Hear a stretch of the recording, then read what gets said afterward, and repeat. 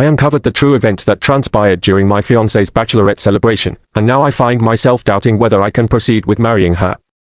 My fiancée is undeniably the love of my life. She embodies everything I've ever wanted in a partner, and I cherish every aspect of who she is. However, lately, I've been grappling with feelings of insecurity within our relationship. Admittedly, it's difficult for me to confess, but I made the regrettable decision to snoop through her phone last night.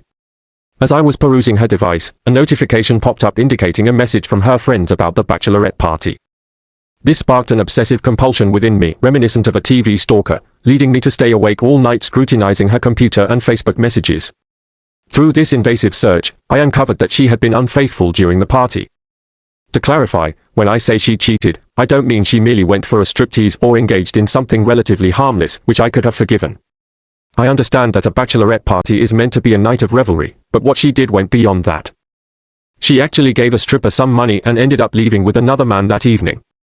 Additionally, she has another guy added on Facebook, although their interaction consists solely of a message saying they had a good time and it was nice to meet him, dating back to the night of the bachelorette party. I delved deeper into the messages exchanged between her and her friends, discovering they were part of a small group. This investigation revealed the extent of her actions during that night. It all appeared to be a one-off incident, but I'm left in turmoil. The entire night passed without any sleep, and now, with only an hour until she heads off to work, the weight of this revelation is crushing.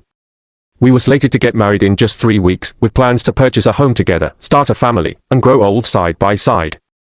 Now, it feels like I want to discard all those dreams and aspirations. Here I am, reeking of alcohol, feeling utterly intoxicated and overwhelmed with depression. Honestly, my initial reaction was an intense urge to confront her physically. Early in the morning, I decided to step outside for a smoke. My head was still clouded from the night before, but aside from that single evening, there was no indication of any other issues. Perhaps she intended for that night to be her final hurrah before settling down, but I'm genuinely unsure and, frankly, indifferent. While I was outside smoking for about 15 to 20 minutes, she had already woken up. She noticed the drinks I had left out and inquired about what I had been doing. Essentially, she approached me to offer a kiss and a hug. I went along with it, but the gesture felt hollow and devoid of any real emotion. I didn't want to give away any hints about what I had discovered. She questioned why I had been drinking and why I hadn't slept last night.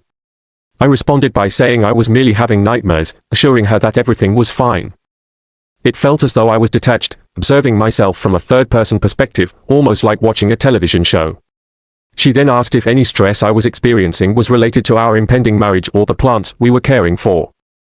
I replied with something along the lines of expressing my love for her and questioning how she could be stressed about what I considered the best thing in her life. She proceeded to get herself ready and left for work while I began packing my most essential belongings. I contacted and cancelled the wedding venue, which, due to the significant size of our event, required a 15% cancellation fee. I informed them that it was all right and that I no longer cared about the financial loss. Additionally, I saved screenshots of all the incriminating messages and took them with me. Around 1 p.m., I called a taxi and headed to a hotel approximately 60 miles away from our city. I left without leaving any notes or pictures behind, needing the solitude of the hotel to process everything that had transpired. However, around 3:30 p.m., my phone began to be inundated with calls from my ex-fiancée. I also received calls and messages from her sister, her friends, her parents, my parents, and several mutual friends. The only people I chose to return calls to were my father and mother, as I have immense trust in them. I opened up to them, albeit presenting a sanitized version of events, and asked my father and mother to keep what I shared confidential. I didn't delve into the specifics of her infidelity, believing that providing too many details wouldn't be beneficial. By approximately 5 p.m., my father called me back to inform me that my ex-fiancée was in a state of complete hysteria, utterly devastated, and unable to comprehend what was happening. I instructed my father not to get involved and emphasized my need for some personal time. Consequently, I turned off my phone and remained silent. It turned out that her sister had learned about what happened during the bachelorette party, and I had the text messages to confirm it. Her sister even laughed about the situation and told her not to feel guilty, rationalizing that it was just a bachelorette party and that women should fully enjoy that night. I felt like Neo from The Matrix, dodging bullets in slow motion, except instead of bullets, I was evading a deceitful fiancé and the prospect of an unwanted family fraught with endless arguments and deep-seated depression. Strangely, I felt a sense of relief, believing that my life would improve moving forward. Unfortunately, my ex-fiancée had a breakdown and was desperately pleading with me to take her back, supported by her sister and friends who concocted the worst possible excuses for her behavior. I had a gut feeling she would fabricate some sort of justification, so when I answered the phone, the first thing I heard was her trembling voice, clearly in tears and emotionally shattered. She pleaded for me to return, insisting that there was an explanation for everything and reaffirming her love for me. She claimed I had misunderstood the entire situation. I demanded that she explain it to me immediately. She responded by saying that since I had only seen a small portion of their conversation, everything had been misconstrued, and urged me to come back home, asserting that I had made an irrational decision to leave. Throughout the conversation, I remained cold and provided only brief, empty responses. After she reiterated that it was all a misunderstanding, I asked her to call me back in 10 minutes and to check Messenger. Once I hung up, I sent her the entire conversation, along with numerous screenshots, though not all, just the most crucial ones. It didn't take her long before she called back, crying hysterically, apologizing profusely, and expressing a desire to die rather than lose me. She explained that her friends and sister had pressured her to have one last night of fun before committing to a lifelong marriage and that she needed to release all that pent-up energy. I remained silent, only responding with brief acknowledgements like, okay. The more I stayed silent and refrained from engaging, the more she wept. She began suggesting that I could sleep with other women if I wanted to retaliate or that she would inform everyone about what she had done, hoping I would take her back. I told her that being with other women was unnecessary because from the moment I met her and fell in love, she was the only woman I desired. There was no need for me to seek or be with someone else because I already knew that the best thing in my life was waiting for me at home. She continued to plead incessantly, so I told her that if she was willing to be honest with her parents and family, I would consider reconciliation. As she tried to respond, I simply ended the call. Unexpectedly, her father reached out to me, offering apologies for everything that had happened. He and his wife were now aware of the situation, and he expressed deep regret over it.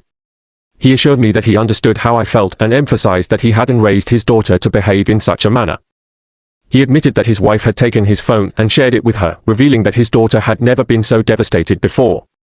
I courteously acknowledged his sentiments and informed him that I needed to leave, bidding him farewell. Shortly after, my ex-fiancée called again, begging me once more. She revealed that she had confessed everything to her parents and had also sent a text message to our mutual friends detailing what had occurred. She continued to apologize over the phone, and I remained largely silent. After some time, I gently told her not to cry and that she didn't need to apologize because single women like her have the right to make such choices, expressing my hope that she would find her Mr. Right. Her crying intensified, and in her distress, she handed the phone to her sister, who explained that they had informed everyone about what had happened.